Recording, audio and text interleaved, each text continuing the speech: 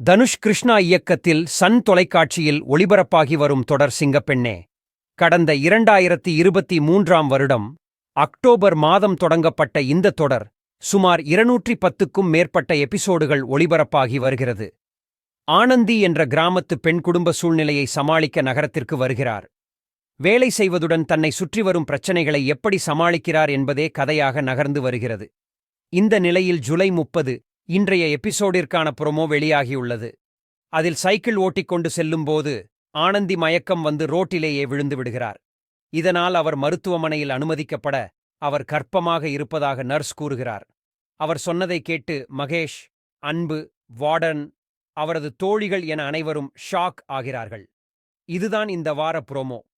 இதில் ஆனந்தி கீழே விழுந்து மயங்கி விழுவது போல் ஒரு காட்சி.